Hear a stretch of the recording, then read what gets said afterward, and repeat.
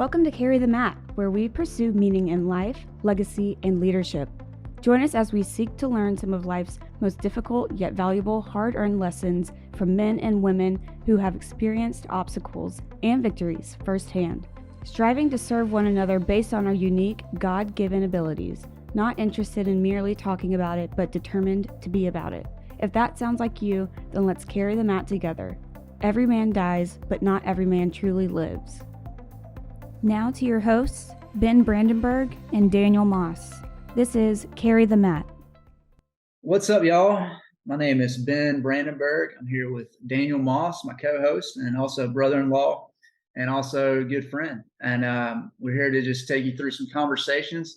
We were kicking this podcast idea around. Some friends had reached out to me, reached out to Dan and said, hey, you guys, you ought to do this. You ought to start a podcast. And it's really just a way to archive some great conversations. We were talking to each other and realized that we had kind of had a unique web of contacts that had a lot that we've learned from, and wanted to share that with others, and wanted to think of a way that was tangible that people could track along with that, and that they could come back week to week and join the conversation. So yeah, man, in this first episode with Brook, I want you guys to just sit back and enjoy, because Brook's got a lot of range as to his skill set, not only from a professional standpoint, but also what he does outside of work, and also what he does on Saturdays in Athens. I mean, it's no mistake that he's the voice of the Dawgs. But Daniel, what did you think about this first episode with Brook? I tell you, Brook Whitmire is really fun to talk to. The guy is just a natural born storyteller.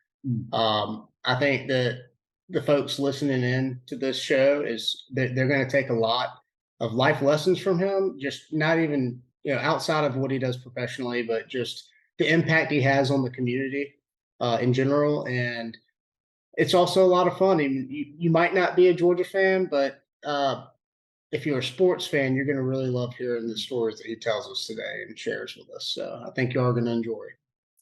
Absolutely. As this conversation and as this podcast evolves, I'm sure you'll understand why we call it Carry the Mat. And Brook's a great testament to that.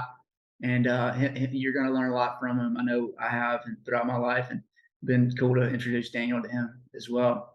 But you'll understand a little bit more about why we call it Carrying the Mat. But I think you'll understand from Brook's conversation as to how he's doing that, and the range that he has between work and what he does on the side, investing in others and really modeling that for others. But here we go. Episode 1, conversation with Brook Whitmire. Brook, welcome to the podcast. Welcome to the conversation. I'll give you a quick rundown on Brook. Brook and I have known each other for a long time. But Brook obviously calls the Dawgs on every Saturday. Every time you've ever been to Georgia in the past 20, 30 years? I mean, when did you start calling the PA announcing? 1992. So it's been a minute.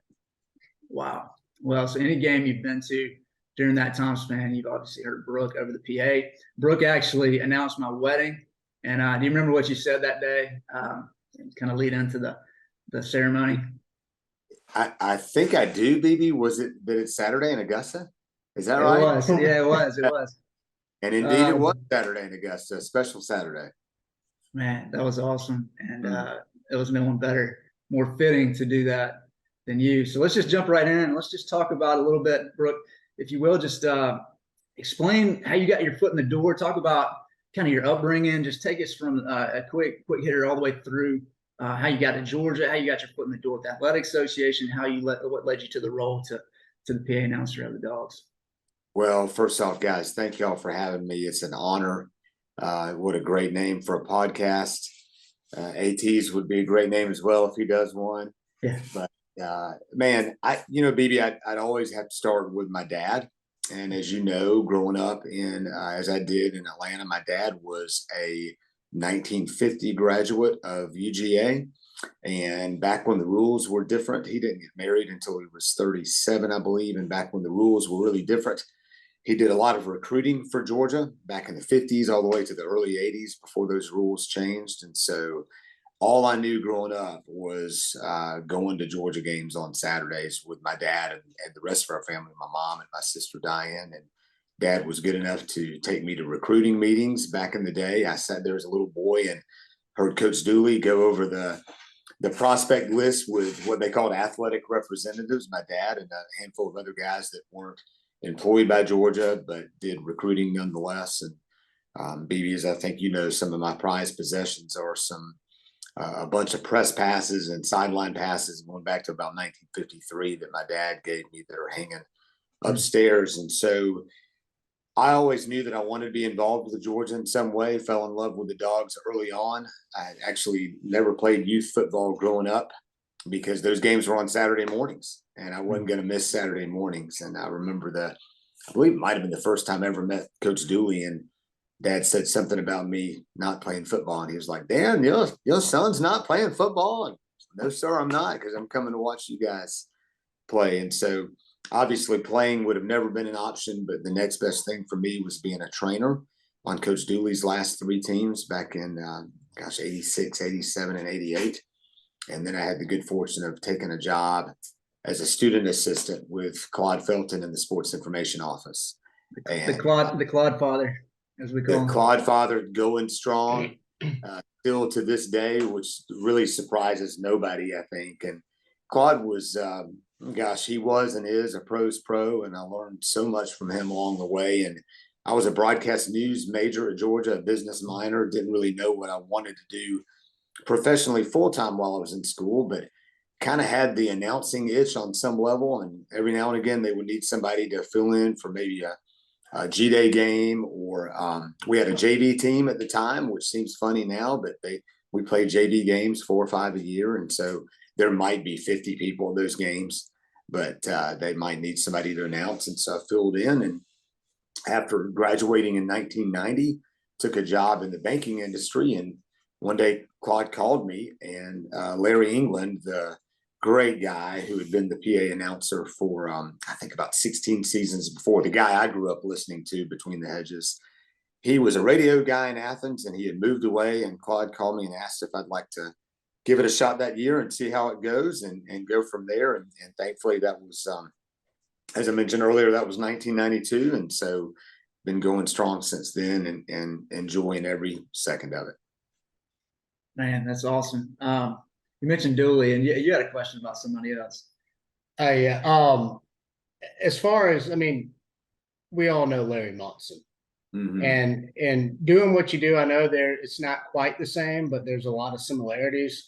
Mm-hmm. What has he meant to you, and how do you utilize what you do day to day in your work, being such a big voice for the Georgia Bulldogs? Like, what do you take from what Larry did? Daniel, I don't know if I've ever been asked that, and it's a great question.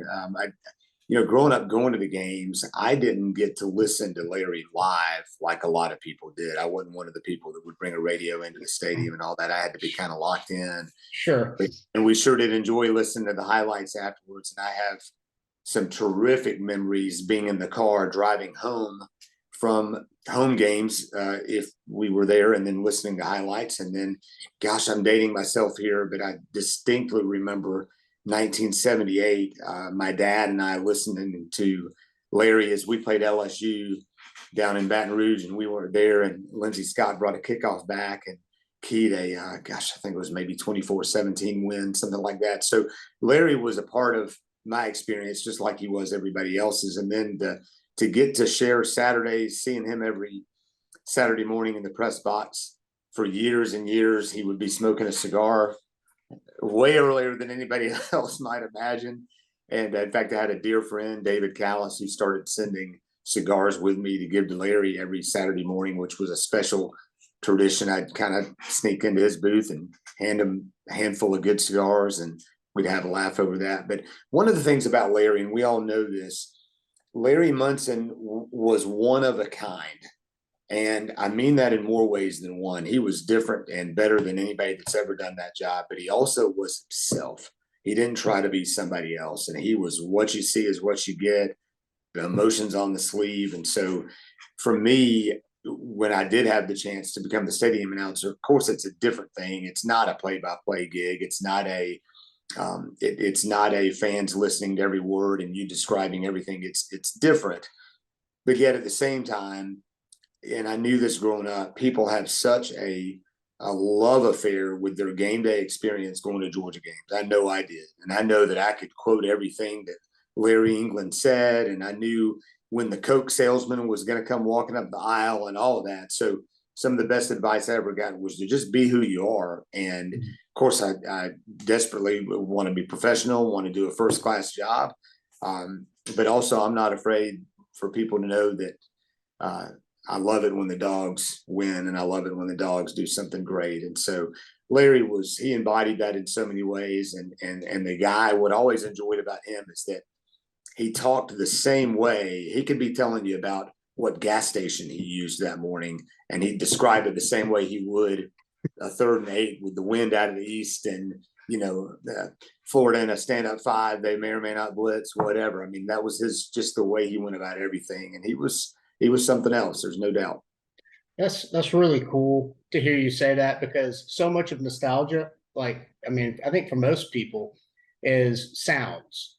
And your voice, you recognize what that means to people at games. They might not know your face. The kid in the stands might not know your face, but they know the sound and the rhythm of the way the game's called, and that stuff sticks with you, and it's powerful. And that's what Larry did, and it looks like you've kind of honed into that, and that's something you're doing.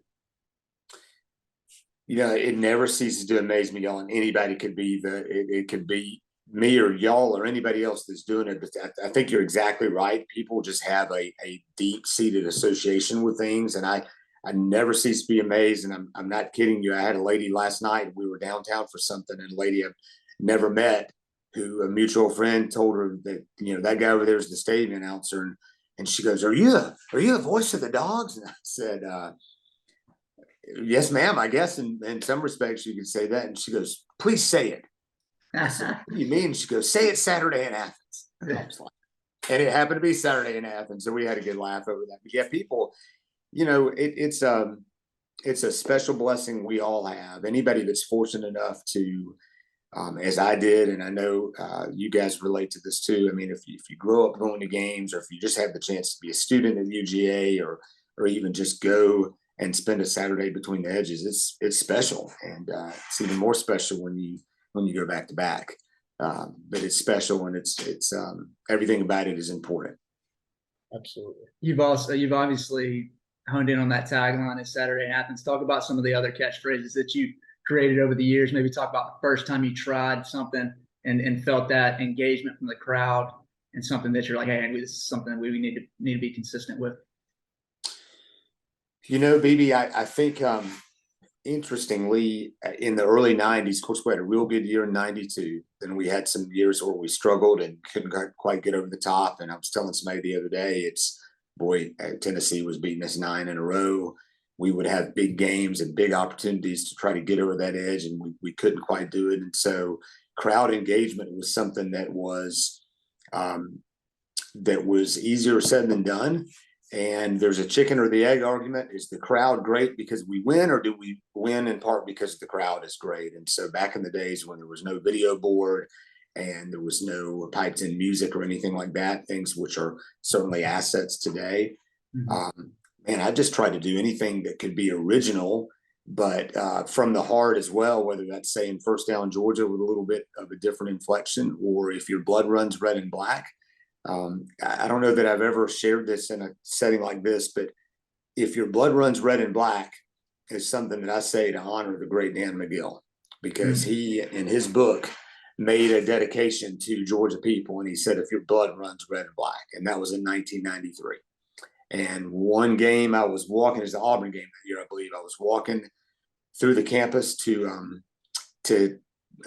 get to the stadium, and ran into Dan McGill, and we walked part of the way, and I got him to sign his book for me, which of course I still have. And so there are things like that I try to work in that nobody else would really know, but really is a way to sort of honor other people, and without, again, you don't want to be over the top. But I felt like with this, it's Saturday in Athens. I felt like we needed something to just sort of signify that, hey, here's what we're here for, and here's what it's all about, and it's time to get it going. And if you're outside coming in, or if you're already in the stadium and you're doing your traditional things. Well, boy, when it's Saturday in Athens and it's time to tee it up between the hedges, it's time to get it going. And that just sort of stuck. And so I'm trying to think if there's anything else. Third downs have become kind of a tradition. We laugh about that because that's a big point of pride for our defense to try to be strong on third down. And if we can remind the crowd that that's what it is and it's time to get more engaged, then try to do that as well.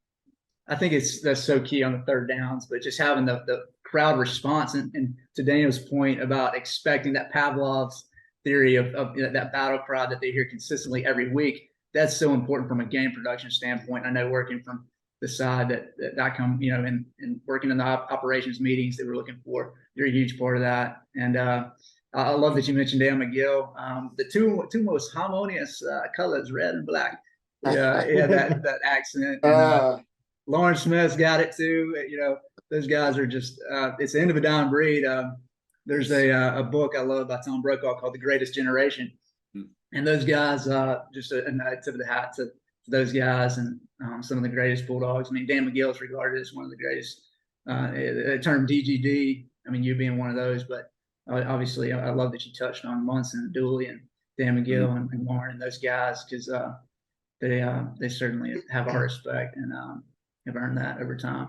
And they do. Maybe I got to mention real quickly. You made me think of it. I touched on the greatest generation when I spoke at my dad's funeral 6 years ago. Actually, 6 years ago this month, and he and Dan McGill in the 1950s drove around Georgia in an old beat-up car, asking people for $10 to join the Georgia Bulldog Club. Wow! And I've still got, and I'm going to frame it, but a letter that Coach McGill and he and Dad got to be great friends, and he sent Dad a letter the week after I was born saying that was a reasonable excuse for him to have missed some meeting they had or something, and saying congratulations on the fine boy.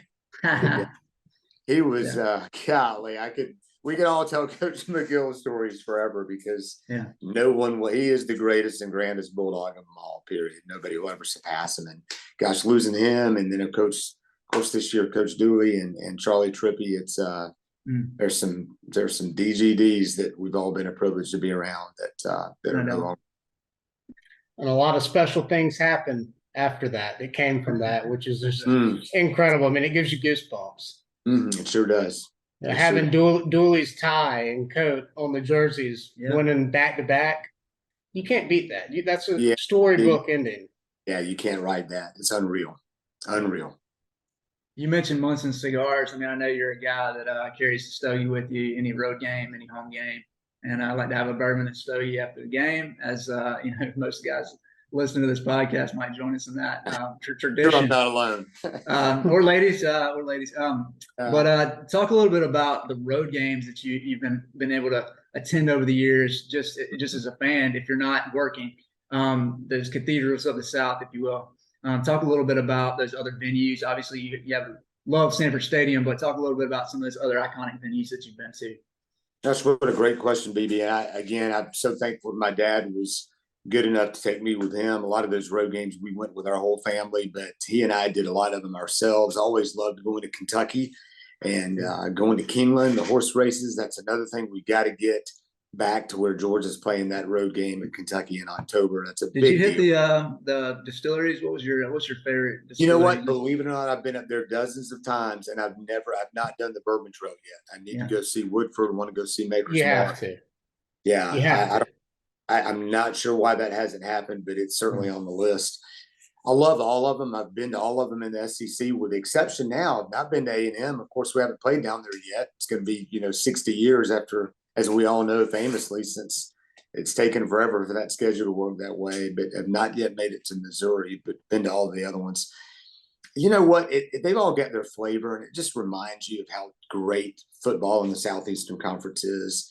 And other places as well. As y'all know, we used to play Clemson every year, which I personally would still be a proponent of that. I think it makes a whole lot of sense. And they're an hour and 15 minutes apart, two great stadiums. That was quite a venue, loud as anything. South Carolina's got maybe the most, in some respects, the most loyal fans in the world, because in all those years, without a whole lot of success, they're so loud and so loyal.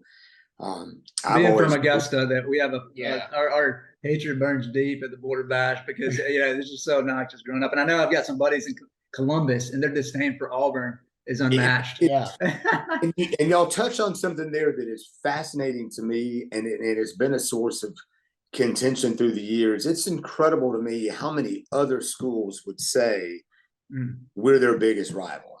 I love that about college football. It's amazing. You just look around our border and you think about that. The folks over in Columbia County and other places with South Carolina, and then Columbus to Auburn, and then of course you got Clemson, and go either direction or any direction you want. And somehow in all that, we've still got to recruit because they're all coming to Georgia to recruit. We're not necessarily going all those places as much as they are to us, but it's amazing. Grew up going to the cocktail party. My dad was kind enough to take me, although that wasn't a part of it for us at all. It was just going to the game. In fact, we would famously leave there after the game and be home Saturday night in time to get up and go to church. And that was an incredible experience. There's just nothing like football in the South, and we all know that. But until you experience and you have that chance to go to those other places and see what it's all about there. Having said all that, y'all, there's no more beautiful place to see a game than Sanford Stadium. It is the greatest venue in all of college football, as far as I'm concerned, the most beautiful setting. What we've got to continue to do is make it the hardest place to play as well. I agree. And just to take a quick step back to the everybody's opinion on rivalries. I mean, I was in a fraternity up here, and it was so funny to me. It was like we had guys that were local that grew up in Athens, went to Clark Central, Athens Academy, and their biggest hate was Georgia Tech. And you had some people going, that's not, it should be Florida, it should be Auburn. And then you got the guys that grew up in Noonan or Coweta County, and they hate Auburn. And then for me and Bibi, it was Carolina. And then the South Georgia guys hate Florida. And that's what makes it special to me, is like, it's kind of a revolving door. Like there's enough hate to go around with your rivalries. That's right. Everybody's got a different stance. That's right. I will say this just for the record, and I'll channel Dan McGill and my dad and my buddy Jeff Dantzler as I say this.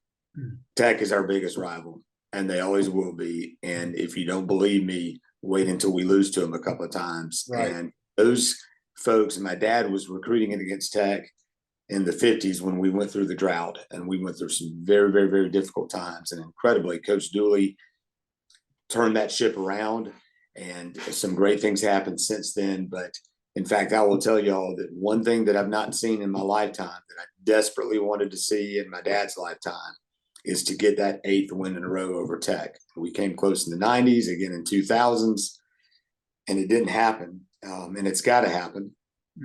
But for whatever reason, and don't get me going on this or we'll be here all afternoon, our record against them at home is a travesty. There is no way in the world that our record against Tech at home would be worse than it is against a lot of schools that I start reeling them off. And you look the last 20, 30 years, you'd be surprised. And there's reasons for that and where it falls in the schedule and all that. But Tech is the enemy. They always will be. Sure. And it's where things are right now. We got to keep it that way. And the guy that's in charge over there right now, number 16, is doing a pretty dang good job of where things need to be. Yeah. And I'll say, if you ever really want to light a fire under Dantzler's hiney, man. Tell him Tech doesn't matter, because I've done that. I've been there, and it didn't go good. That's right. Yeah, as long as that guy's breathing, I know there's at least 2 of us on earth, and him being, I'll defer to him because he will set you straight if anybody says that. That's for sure. Well, it's a good segue because you mentioned Coach Smart, and having the privilege of working up there and around Coach Smart, just his leadership style and learning a lot from him. Obviously, you being a great leader and impact for me. But I always say you could have been, coming from Grady, you could have been Chris Fowler. You remind me of Chris Fowler a lot. And, man. It's an amazing comp, between you guys, and when he does one with them, when he does any of the stuff that he does on a weekly basis, I'm like, man, that's brilliant. But talk a little bit about your career path and how you got plugged into the investing in guys, honestly, through being a high school teacher and coach, and what led you down that path, and obviously where you are today. But talk a little bit about that principle of the path, if you will, but what sets you on that down that road. BB, being very candid, when I was I was probably 17 years old, I felt very certain that the Lord was calling me to ministry of some point or of some kind. I would tell you that I felt equally certain that he was not calling me to go to seminary and be a pastor of a constituted church, so to speak, a local church. Didn't know how that was going to flesh out. And after being in banking for a couple of years, I felt led to go back and get my teaching certification to teach high school, as you mentioned, and coach. And that was a profession that I loved. I loved teaching history. I loved coaching, mostly baseball and swimming, a little bit of football. But what I felt most led to is just the opportunity to pour into younger men and to try to be a leader of younger men. And that evolved over the years. I taught and coached high school for those years, and then became a high school administrator for a little bit there before getting into the human resources side of it.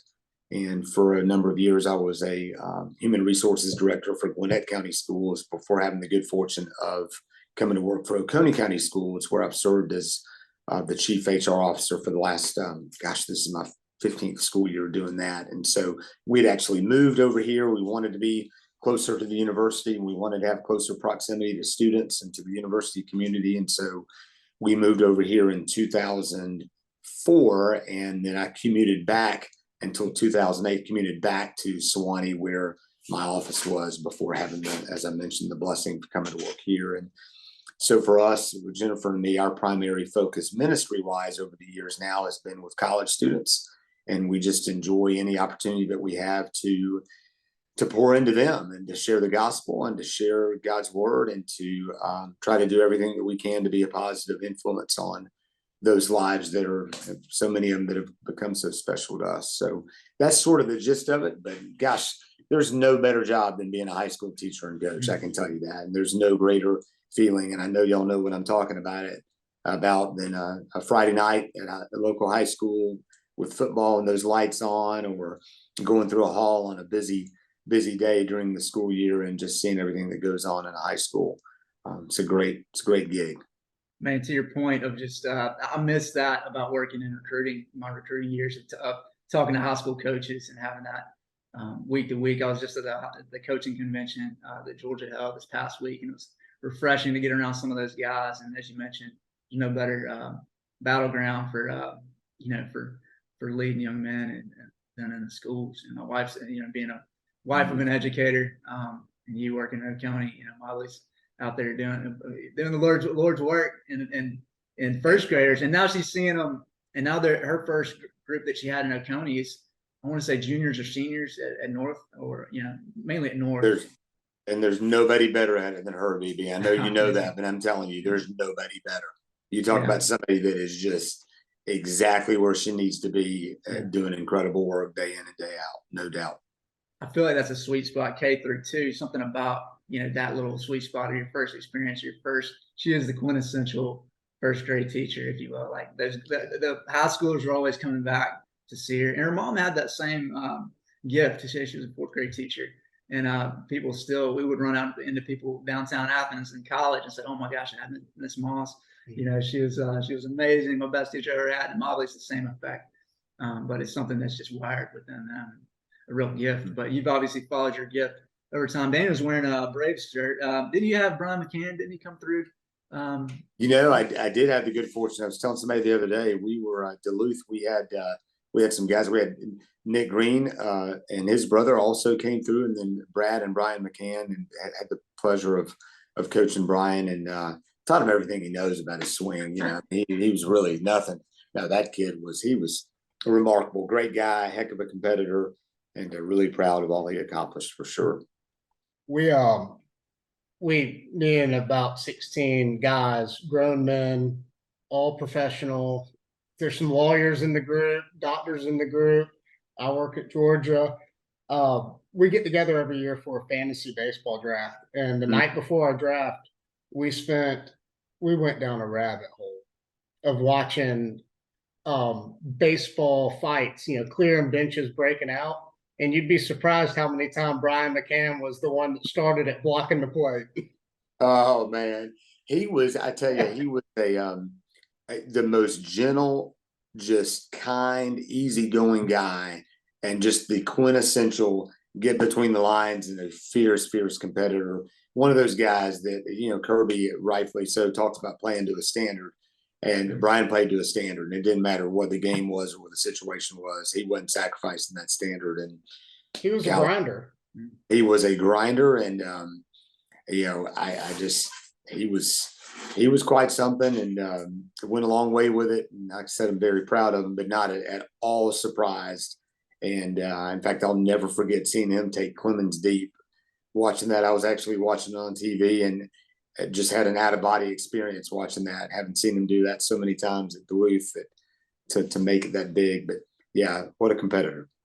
He had some grit. You gotta to play catcher, you've got to have some grit. And I think you guys were in at the time. It was probably 5A. I want to say that was a killer division. I mean, talk about some of those Parkview teams coming up through there, Frank Orr and the Stinchcombe boys and all the guys that came out of Parkview, Brookwood. Y'all were kind of in that same wheelhouse. So it was really good ball being played between Friday nights on the gridiron, and also you know on the diamond as well.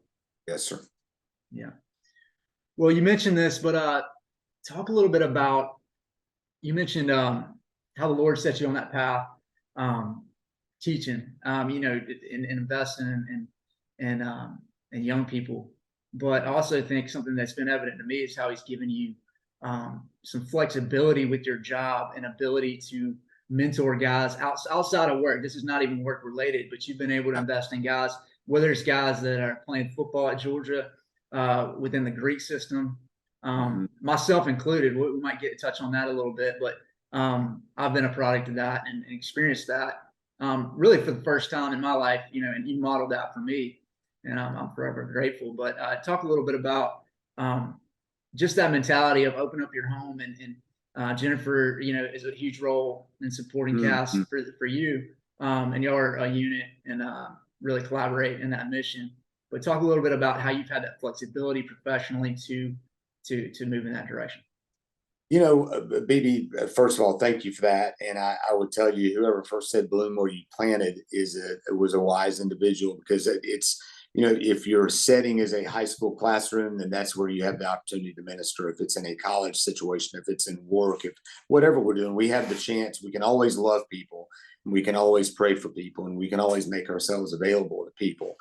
And so for us, what we've tried to do since being here, among other things, is just we open up our home on Thursday nights for Bible study. That's just been one of those things through the years that it's been amazing to see the Lord work in that. It's not something that we've advertised or anything like that. It's just been kind of a word of mouth thing through the years that that various groups of folks have come to, some that are Greek, some that are non-Greek, some that are folks that we know, a lot that we don't know until they come.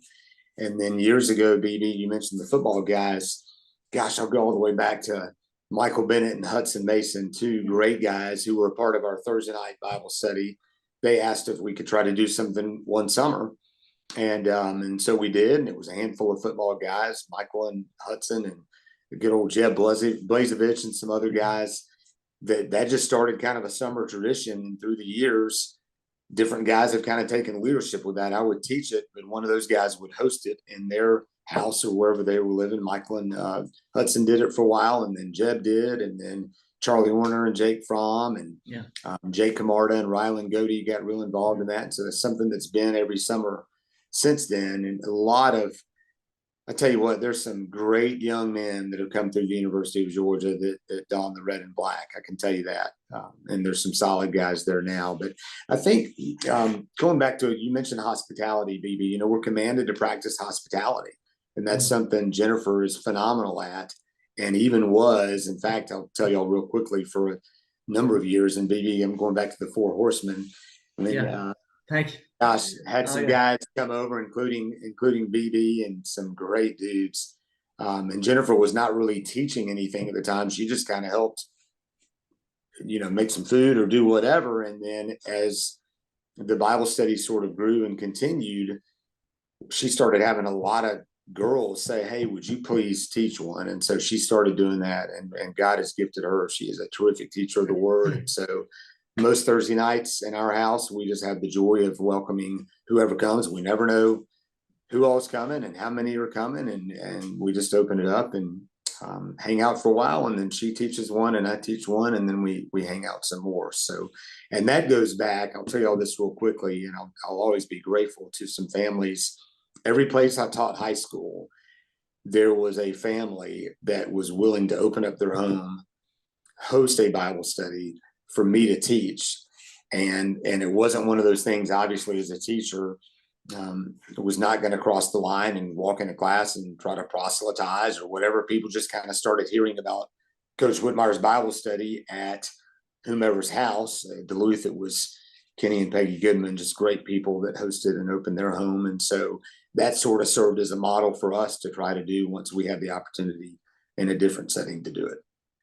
And, to your point about outreach within the community of Athens in general, I've spent time, I'm from Augusta, like BB. I've spent time in Woodstock and Kennesaw, where my wife is from.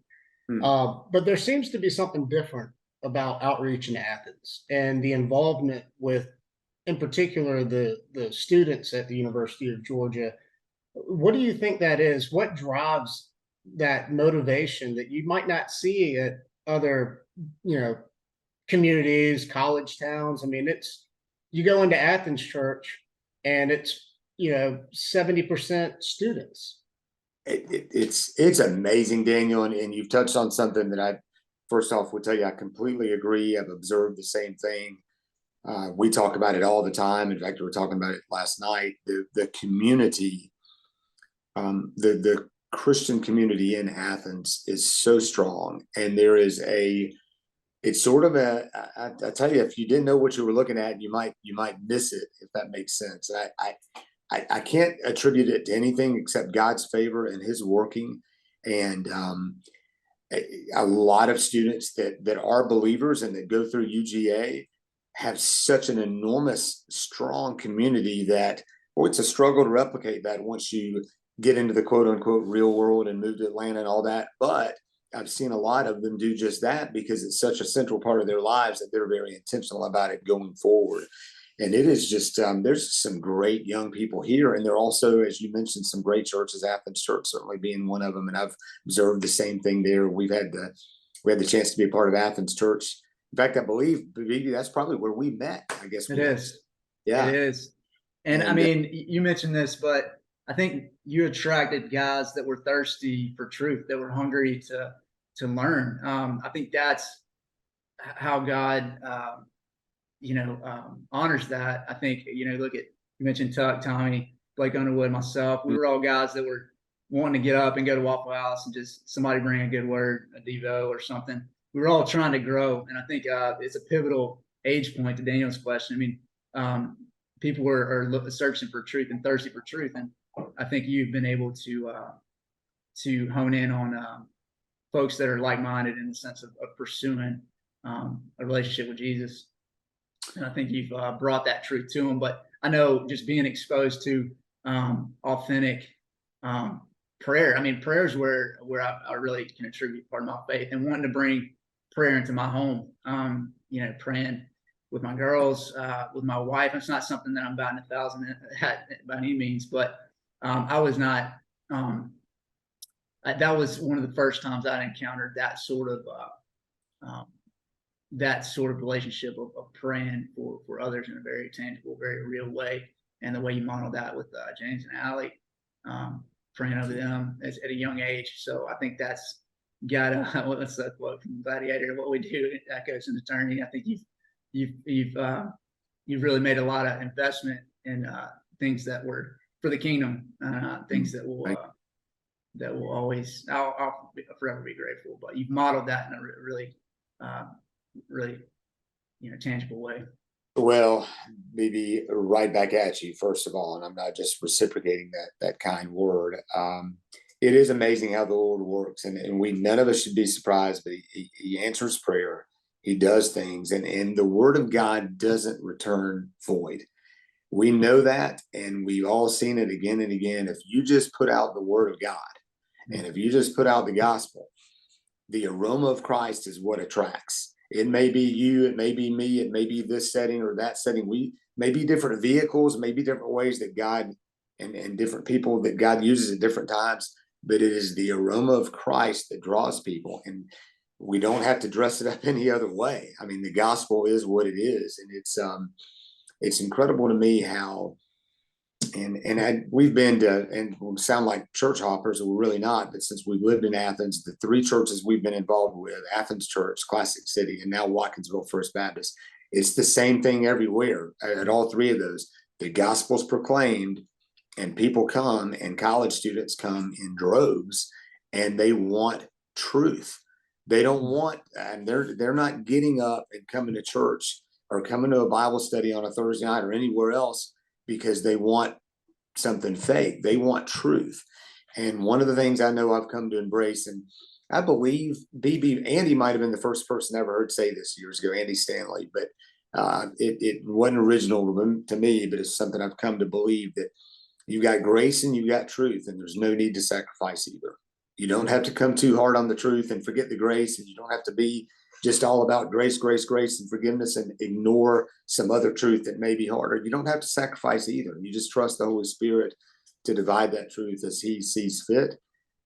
And all we got to do is make ourselves available and use the opportunities, gifts, talents, whatever that God's entrusted to us as a steward. And then all of a sudden you look up and you see things happening that can only be explained that God did that. And there's nothing better to be a part of than that. Nothing's going to top that in this life. You talked about the aroma of Christ, but just being led by the Spirit, but you being obedient to that call and just leaning into what God wants you to serve, whether it's in the schools, whether it's open your home, then seeing the fruit of that later in life. I think that's how, again, Paul calls it the mystery of the gospel. There's certain things we're not going to understand about the Trinity, the Father, Son, and Holy Spirit, but the Holy Spirit working in a way that you being obedient to that. But we're all wondering how it works and how, is this God's will, or, are we being led by the Spirit? There's certain things that are, if you can't break it down to a moment, but you can, if you take a step back and you look at, okay, this decade or these 5 years or this whole year, God was really leading you in a way. And I think that's bearing fruit in the investments you've made in people. So you've created, not only have you mentored people, but you've modeled mentorship and discipleship in a way that guys like me, we want to pursue that. We want to lead a college group. We want to open up our homes and reciprocate the same way we were led. I think that's how the gospel, that's how Jesus, chose 12 disciples, and they all went out and performed, miracles and went into and practiced hospitality, and that aroma of Christ was with them, that Spirit. But it's something that they wanted, that sanctification process of becoming more like Christ. I think you're modeling that in a way that is great, but creating other followers that are ultimately it's Jesus. It's what it is, but it's nothing else. Well, glory to God, Ben. Thank you. That's I think that it's the word just doesn't return void. And the gospel is always going to resonate. Yeah. I think y'all answered my question about why Athens is so special. And obviously it is Jesus Christ, it's God, but it's also people that have platforms that are willing to take time to pour in to other people. And that's what it's all about, right? Like, if your heart's in a good place, your soul's in a good place, take the time and try to spread that to other folks that might not even know they're looking, but that's right. They might find their way home. That's exactly right. And it's, the Great Commission ultimately is to make disciples. And yes, of course, that involves mission work. That involves, if you're so led, going to distant lands to share the gospel, but it also involves just loving people where you are and doing everything that you can to disciple those who already know Christ, and then hopefully lead others along the way to know Him. But gosh, there's no, y'all know this, and it's one of my, it's a great tradition, just like football is. It's every year there's just a new group of thousands of students that come to the University of Georgia, and every one of them has this in common. They all need Jesus. Some of them already know him, some of them don't, but they all need him. And so any opportunity to just make that available, pour into them that we all have is just, it's a privilege. It really is. I said, with Jennifer and I literally were talking about this. I think it was yesterday. It was like either yesterday or the day before. We felt led to be here. We love being here. We feel called to be here because of just the Lord leading us here. But on top of all that, or in addition to all that, it's just a great place to live. I mean, this is a fun place to live, and the university is just such a vibrant, incredible community that I know we wouldn't. If the Lord leads us somewhere else, we'll go. But hope He doesn't. To kind of tie a bow on our conversation, give us. I know you hide scripture away. You probably got more than one, but give us one verse that's kind of what you would call a life verse, and something that that you kind of maybe you think about it every day. Maybe you it's something that has shaped your journey. The first thing that comes to mind, BB, would be Proverbs 3, 5, and 6. Trust in the Lord with all your heart. Lean not on your own understanding. In all your ways acknowledge him, and he'll make your path straight. And if we just do that, if it's everything, but if we trust him with all of our heart, yeah, we've got some understanding, but it's not what we lean on. Acknowledge him in all your ways, however big and small, and he'll make your path straight. And we all have this idea, I think, particularly when we're in college, of gosh, and everybody gets this question in an interview, where are you going to be in 5 years, 10 years, 20 years? And the real answer to that is wherever the Lord leads. But those paths, he's got that figured out. What we got to do now is trust him, acknowledge him, seek first his kingdom, and then let the chips fall where they may. I'll tell you another one, though, that I want to share that comes to mind.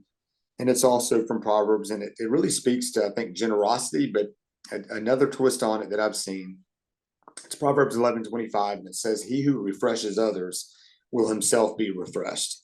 And what I've observed over the years, and I know you guys will too, and it was years of experiencing this without seeing that verse or noticing that verse. But if God uses you to impact somebody else, which is a high honor and privilege, inevitably what he does is he turns right back around and blesses you and encourages you and inspires you. And BB, I'll tell you, beginning with the 4 horsemen and you and Tuck and Tommy and Blake and I and all those guys I mentioned earlier, and many, many others, man, if the Lord has used me in those lives, then praise be to him. And that's great. And I'm thankful for that. But it's impossible for me to describe how much he's turned right around and used those guys to challenge me, to encourage me, to inspire me, to just bring a whole just massive ray of light to my life and life of my family.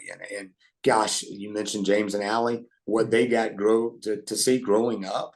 Yeah. Literally from the time they were old enough to understand their frame of reference of what it looked like to go to college and to go to UGA.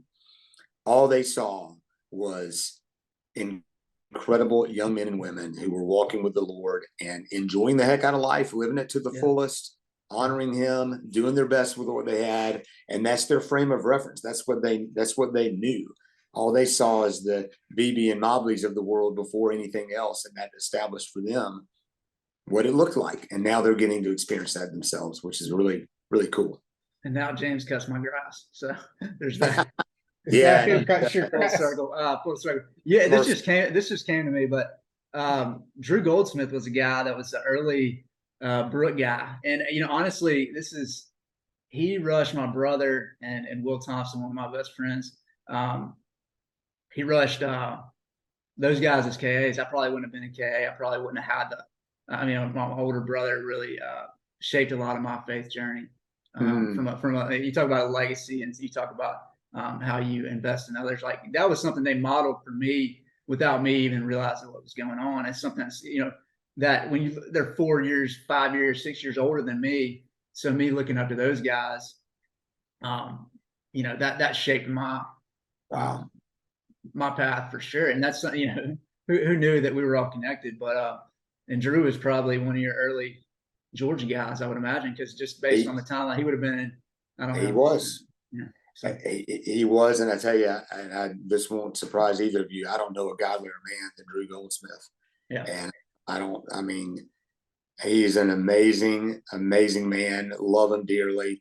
And he also loves the dogs, man. He and his family sit kind of right below where I am up in that little perch BB and on the photo deck.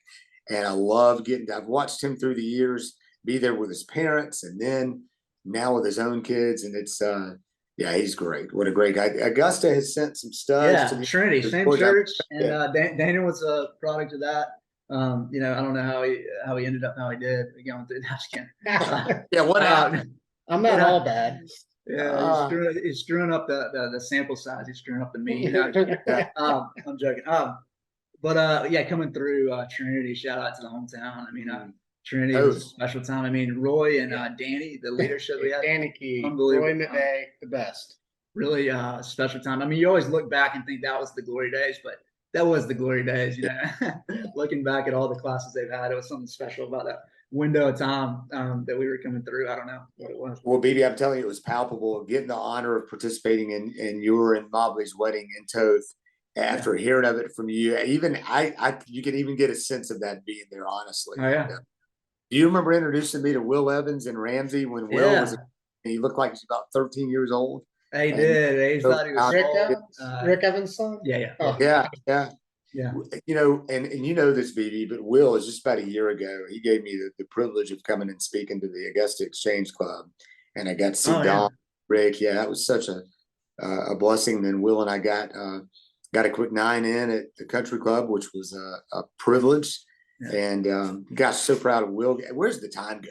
I mean, now where's the time go? But you know, Will, I gotta get on to Will a little bit. He like blew up and was like jacked in college. I'm like, bro, you were a Lakeside scrawny little guy running around trying to play quarterback. I was bullying the guy at practice, and I'm, you know, not a big imposing guy, but then he gets to Georgia and he's like jacked. He's like 6'2". I'm like, what happened? You know? Yeah. Late bloomer. No, I'm joking. I love Will. Jared Wallace was one of his buddies. I've gotten to know Jared, great guy.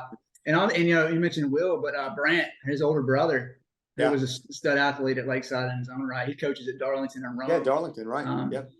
He's another guy. He had talked about my brother Bo, Will, Drew, Brant's in that same kind of group of guys that kind of, you know, looked after me coming up as a pledge pledging KA. And I know James is now pledging SIGAP, and a lot of those get guys and Fiji guys. I always give them a hard time, but I do love those guys. Yeah, they're you know, BB. No, I'm joking. They're great. Can't all have them like you and I did. Found one, joined one. F1J1 is what they call it. Found one. I'm joking. All right, we're gonna end on a good note. We're gonna end on a little game. I deboed this straight from Jeff Dancer, and I'm not gonna hide that. I'm gonna tell Jeff, hey, I stole your game because I couldn't think of anything better, any better way to rack this. And so it's not original at all. It's called above, below, in between, ABI for short. And what I'm going to do is I'm going to throw out a baseline. We're going to kick it around the horn. We're all going to kind of give our reasoning for how we rank these. But so you can either, the next option will be something either rank above or below, and then eventually in between the two. And we'll come up with our top 5, if you will. All right, our baseline is going to be the blackout 2007, the Dawgs, you know, those rumors about it coming out with the black jerseys. I don't know why that just created such a stir, but it did.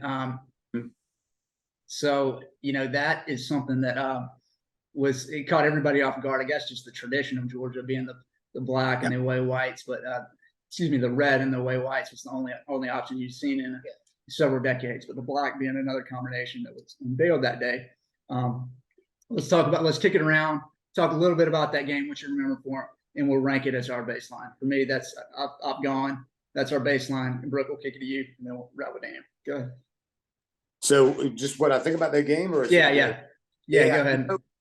I will give ops, all those folks, Emily, Allen, everybody involved in that with such credit because it. And I'm like you, BB. I'm still not sure exactly. I mean, it was cool. I love the black, but it really was one of those seminal moments where everything just pulled together. And I'm telling you, I did not know for sure until I saw with my own eyes those guys coming back out in black. And what a scene, what an atmosphere. It was one of those deals. Got a little nervous early on because I was like, man, if we don't pull this out, you got to win. If we're doing that, you got to come back and win it, which we did.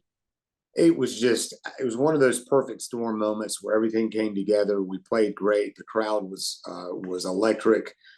The atmosphere, the weather, everything was just right. And it definitely ranks up there highly. People ask me all the time, oh, what's your, give me some favorite games or whatever. And that's up there. It was special, and, never gets old beating Auburn. That's for sure.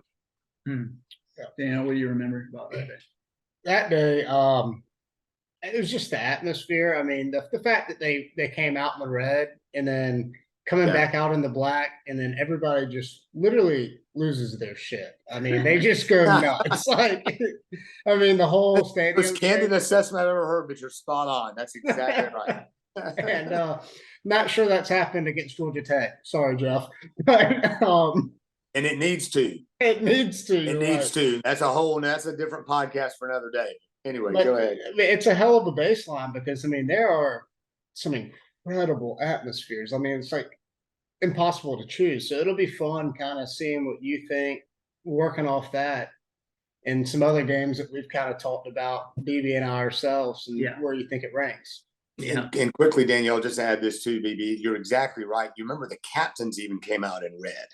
And so it was down, and that just speaks a little bit to the attention to detail. There's a life lesson in there, I'm sure, about how you got to cover every base and then a couple more to make something like that happen. And so you think of all the work that went into that for that moment, and anything goes wrong and it wouldn't have happened. But yeah, it was awesome. The equipment staff, you know how tight those jerseys are. Oh man, I don't see how they accomplished that. Switcheroo. But okay, next up. Georgia versus LSU 2013. Leonard Floyd coming off the edge, hitting Zach Menberg in the ear hole. I don't know what, I think it was a top 5 matchup at the time, top 10 matchup at least. So go ahead, Brook, you rank it and I'll follow up. For me, y'all, I'm going to have to rank it above, because I will tell you, I'm going to go back to Michael Bennett real quickly. Michael Bennett the year before torn his ACL and was having to miss a good bit of the season. Or was it that year? No, it was 2012. He came back in 13 against LSU, scored a touchdown. He and I got lunch the day before, and I was like, "You're gonna score our first touchdown tomorrow," and he did. And we pulled that out, and that was, what's the loudest we've ever heard? That's right up there at the top. And he and I had a special moment afterwards, catching eyes when he's leaving the field, celebrating that, and that was just it was. And it was another one of those things, guys, and y'all know this, talking about getting over the hump. There are different humps that you got to get over, but how many times did we have situations where, boy, it's just right, and game day is there, and then we lose? Or it's on national TV, and it's at night, and it's right where we want them, and we lose. And we did what we had to do, and we won, and it was incredible. South Carolina that year wasn't half bad either. No, that's a good point. We bounced that one around yesterday, but because both those games were incredible. I mean, Brendan Douglas, when he trucked the defender and just like literally bodied him. Like everybody's like, the Aquinas. That's I went to Aquinas. So shout out Fighting Irish. But everybody's like, everybody's like, who the hell is this guy? He looks like Buzz Lightyear. I mean, he's like shaped like him. He looks just like they called him Buzz in the running back room that year. Oh my gosh, he's a load. Probably still is. I think I would agree that the LSU it might be an unpopular opinion for people that watch the game on TV. Yeah. But being at the stadium, I think it's ahead of the blackout. I mean, I remember we were in the fraternity section. Our section was in the 600s. And I'm sitting there with my buddies, and like Biggie said, when Flo came around the edge and just absolutely earholed Mettenberger, I looked over at my fraternity brother and I said, this damn stadium's going to fall down. Like it was shaking. Yeah. Well, y'all, I'm going to take y'all back real quickly, and I'll shut up after this, I promise. But 1987, my sophomore year, if you ever go back and get a chance to watch it, we played LSU at home. And we were not loud. As much as I grew up loving going to Sanford Stadium, we just weren't loud. I mean, we get loud at times, but we were not like South Carolina, Tennessee. I would argue now that we absolutely are, but for years we weren't. It just wasn't the atmosphere there. But that particular game, 1987 LSU, that place was, as Munson would say, was worse than bonkers the entire time. Deafening loud. I was on the field because I was a trainer. And just like you, Daniel, we had a moment where it had gotten so loud and we were on defense. And I turned to a buddy of mine and I said, what would happen if we picked off a pass right now? And we did the very next play. And I honestly thought the place might come in. Well, we lost 26-23, I believe. It was crushing. ESPN said it was the greatest crowd they had all year. Called us, I think that time they called us something like the national champions of fans for that year. But we didn't get the W, and you got to win. None of that matters. And this is rule number one, baby, and I know you'll echo this. It's not a highlight if you lose the game. That's right. I can make the best catch you've ever seen, or we could run the greatest play. If we lose, I never want to see it again. AJ Green, Colorado. It says what a waste. It's a hell of a catch. I never want to see it again because we lost exactly. Colorado. Julio Jones in the Super Bowl. Yeah, exactly. You want to bring back that memory in front of night about that? I mean, I don't want to see it. So you got to win, baby. You got to win. That's right. And we did against LSU that year in 2013. And the rest is it. I'll go against the grain a little bit and rank that one notch below the baseline of Auburn. But just because the simple fact that I was a student, when we were against in the blackout, I was up in the recruiting section. And you talk about some Jack and Cokes being tossed around when they came out, and we had a pick the first possession. I want to say Keelan Johnson picked off the first possession, and the place just again went nuts. And then Momass had a big throw down the sideline.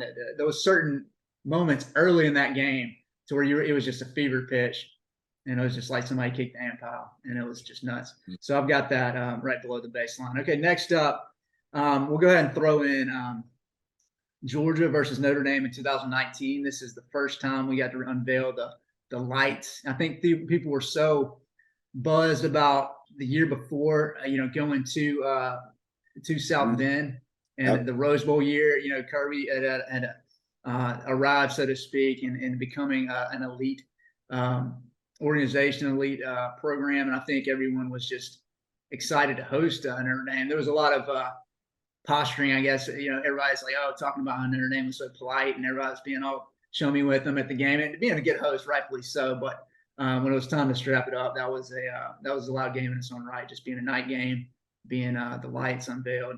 Talk a little bit about what you remember from that. Oh gosh, it's above for me, BB, and it again, it was one of those things where, and I know Daniel, y'all both can relate to this. You got to win, and we did win. I still can't believe that we're 3-0 all time against Notre Dame, because all three of those games were so huge in their own right. For me, it was special. Allie was a freshman then, and she was in the crowd, and as a student, and the rest of my family was there too. And it was just one of those incredible moments. I'll say this. I know when I walked in the stadium, got there super early, went down to the field just to kind of get the feel of things. I usually try to do that. And I have never sensed Sanford Stadium like that an hour and a half before the game. I mean, it was palpable. It was, whatever phrase you want to use, it would apply. And again, to be able to pull that out, and I'll never forget Jake making that run. He didn't get the first down, but it was 3rd and long, and he tucked it and ran and lowered his shoulder and took a hit.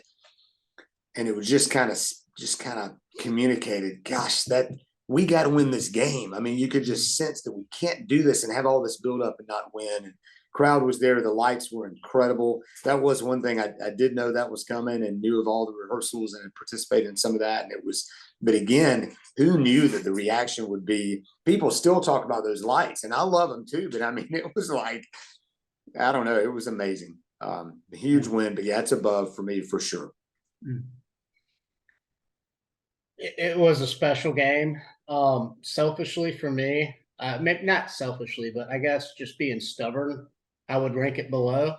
And I think a lot of that is the game day atmosphere was unreal. Like, people were there like 7 o'clock in the morning, started tailgating, and the stadium was unreal. The lights were so much fun to see, but I was so frustrated during that game because I just, it didn't play out the way that a cocky Georgia fan thought it was going to play out, and it was too stressful. You're still waiting for us to tackle the tight end, aren't you? On that tight end, he played his butt off. He was so good.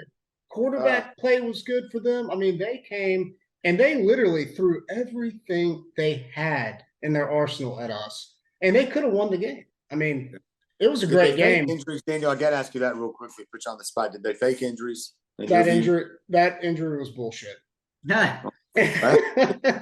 Fair answer. Yeah.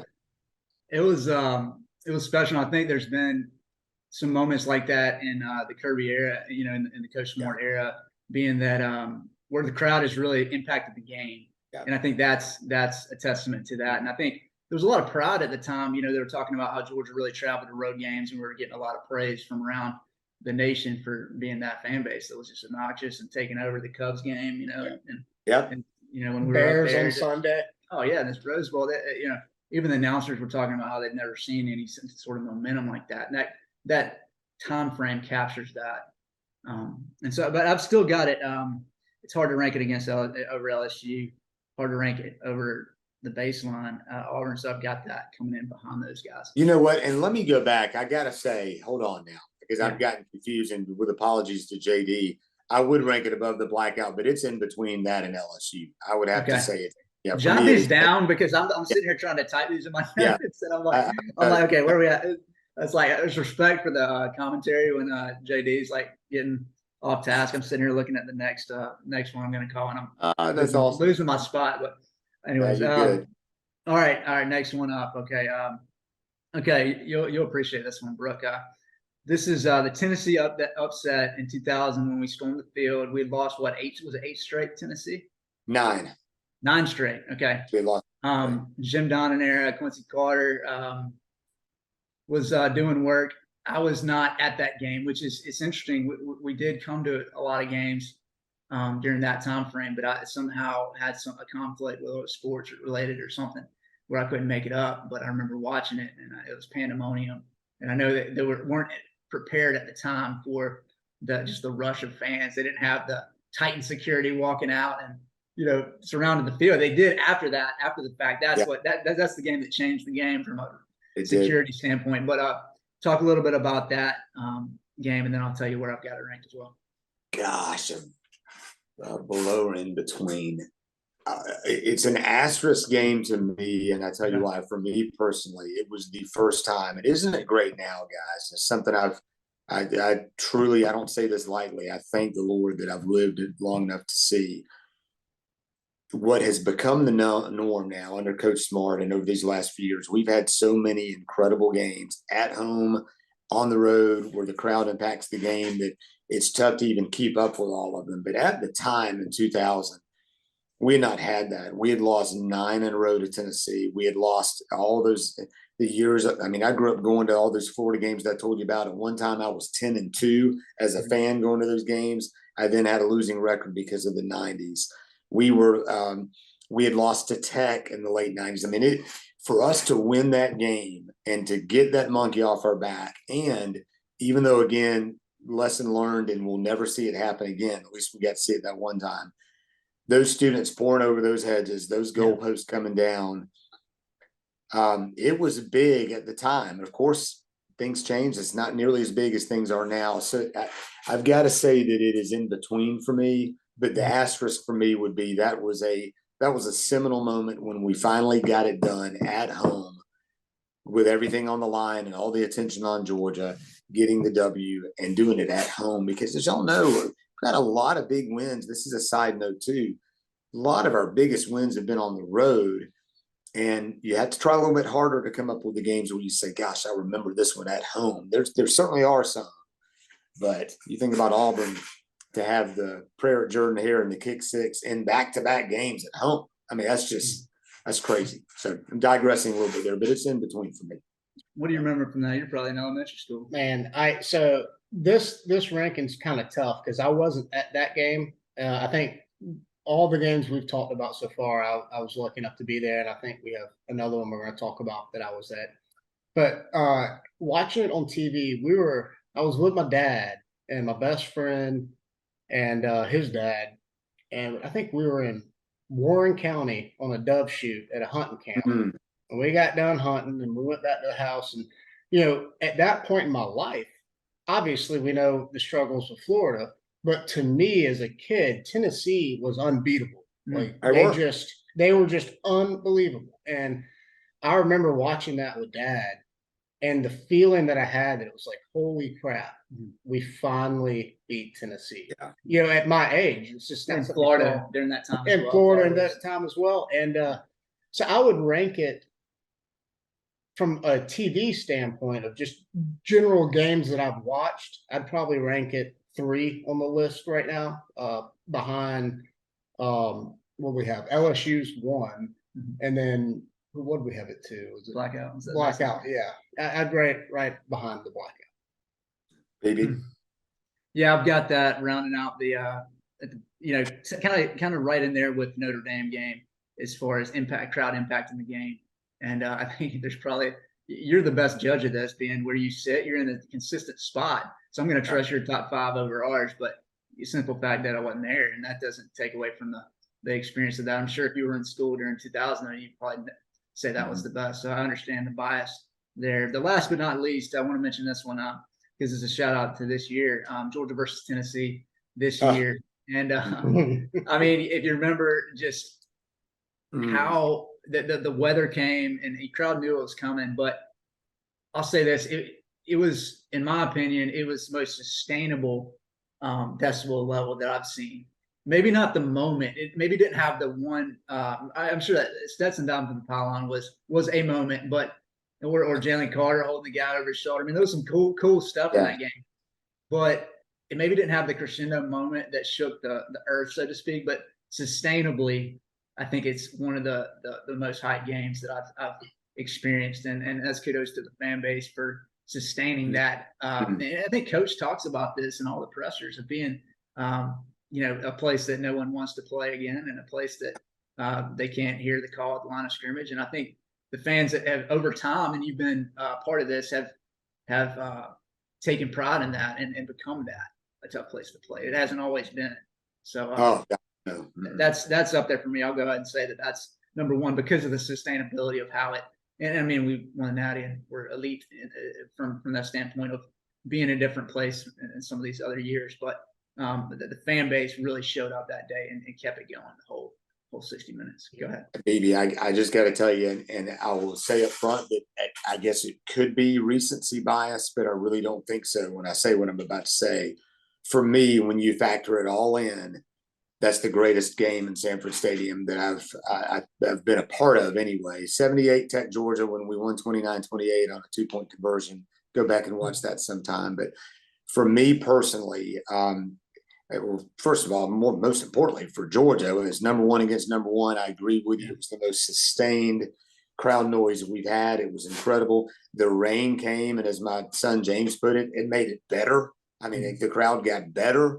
It made it more hype, and it was just, we overcame so much. I tell you, if it doesn't rain, I think we might hang 50 on them. I mean, it was just, we rolled. It was incredible.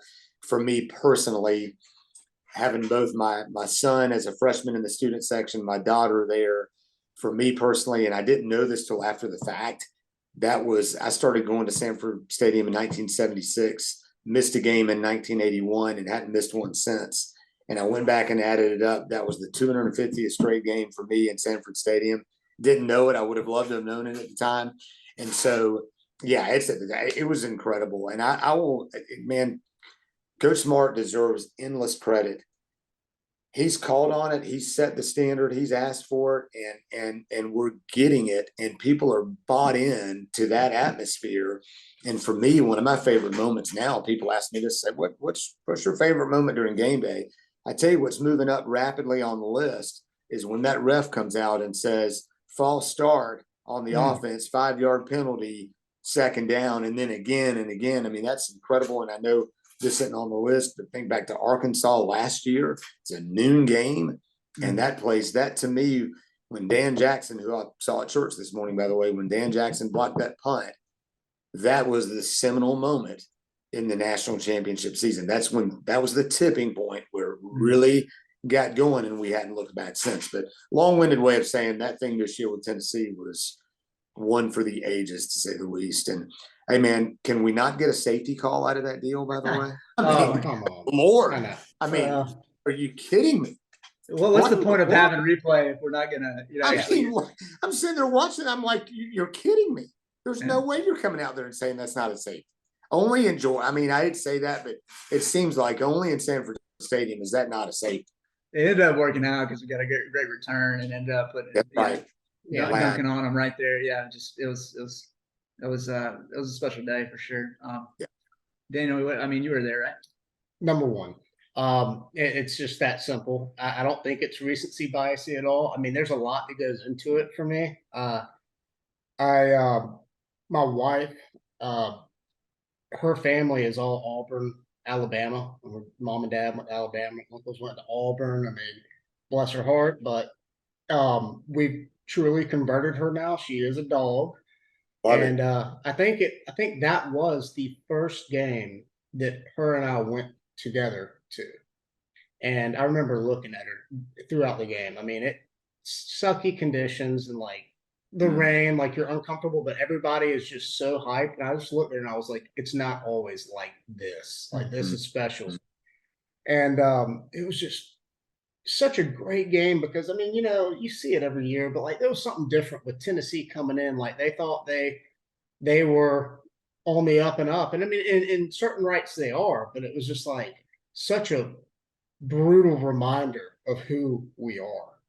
And God, it was so much fun watching those guys dominate. Kirby just had they played inspired the whole game. They did. They never stopped.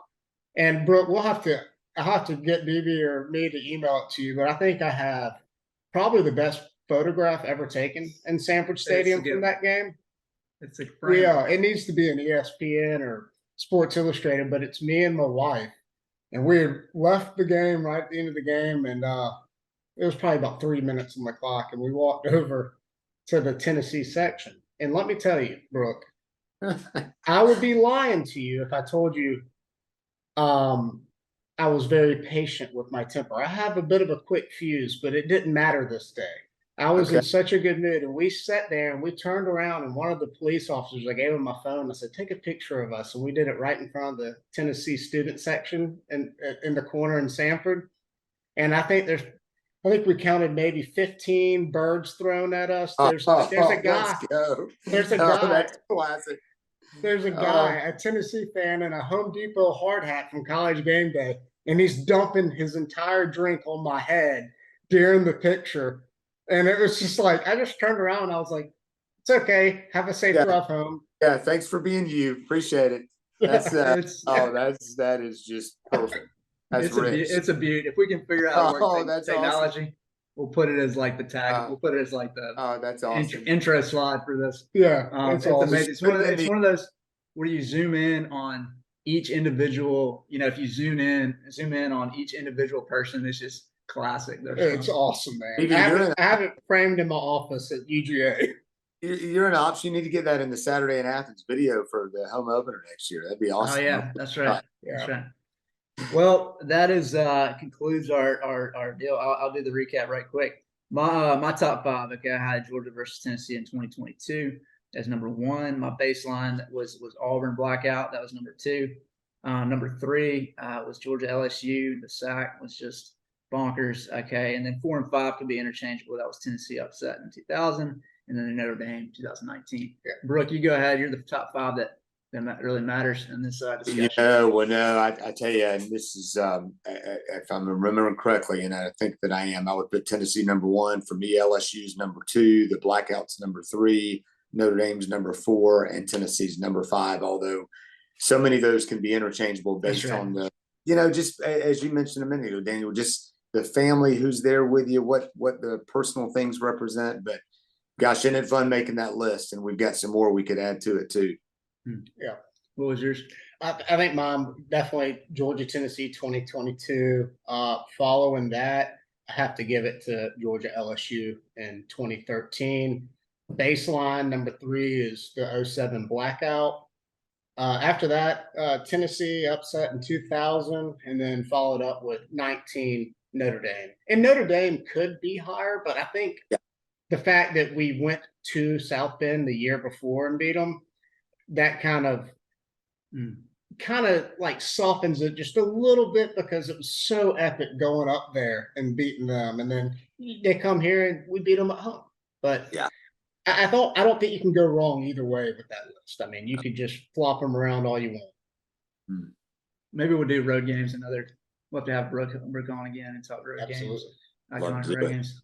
Well, Love to Brook, do it. man, this has been special. And I think we all in some form or fashion have a role at Georgia and balancing, the professional life and the fandom, so to speak. I always talk about, the fan in you dies a little bit when you work up there and do that for a living. And I'm sure you experience game day in a whole different fashion. But at the core, we always want to see the alma mater do well and excel. And it's been a fun ride, obviously, to the point that we've seen now with Coach Smart's era. It's just something we don't want to let pass without realizing we are in the glory days. The glory days are here. Yeah. And I'm so thankful for that. And also thank, all the high points of this conversation that we talked about. Just really, it's inspiring to talk to you, man. It's always an honor, and I'm lucky to call you friend, and lucky to be able to hang out with you soon, and just really appreciate your influence on my life, and just sharing a good word with us today. And we'll have you on another day, and there's more stories we want to hear. We'll probably get through with this and think about something I forgot to ask you, but out of respect for your day, we want to let you carry on. So appreciate it. BB and Daniel, thank you. It's been a joy. And I want to mention one last thing, BB. You talked about favorite verses, and one that I would add to it is from James 1. As you know, consider it pure joy whenever you face trials of many kinds, because the testing of your faith develops perseverance, and all the good things that come after that. And I've told you this privately, BB, and I'll say it again. You're crushing the trial that has been laid before you, and God is using you in ways that will be a long time down the road before we fully understand. But I love and admire you in ways that you can't imagine. Many, many people do. And you are glorifying the Lord and encouraging countless people, ourselves included, in ways that you can't imagine. So press on, brother. And thank you for being my friend. And thanks for the joy of this. Was a lot of fun. I do hope we can do it again, because we are in the glory days. And was telling Allie last night, one day 30 years from now, there'll be another coach, another time we might be struggling, and you'll be able to say, gosh, when I was in school, we won back-to-back national championships. And not many people. That's right. That's right. Well, thanks, man. To be continued. Yes, sir. We'll talk soon. Have a good day. We'll talk to you soon. I'll do the same. Appreciate it. And go Dogs. Go Dogs. Thank you. Thanks, Brook. Hey guys, we hope you all enjoyed this conversation with Brook Whitmire. We have another good one coming for you next week when we sit down with Derek Chitwood, founder and CEO of Peach State Pride in Empire South. Ben and I have known Derek since his days at Georgia College and State University. Derek is born and raised in Canton, Georgia, and has a deep love for Georgia's history, heritage, and people. He and his wife, Carrie Beth, started building their brand in 2009, and they now have product in over 100 stores across the Southeast. We hope you all enjoy talking to Derek about his faith, leadership, and entrepreneurship and growing up in the South. We look forward to seeing y'all next week, and don't forget that you can follow us on Instagram at Carry the Mat.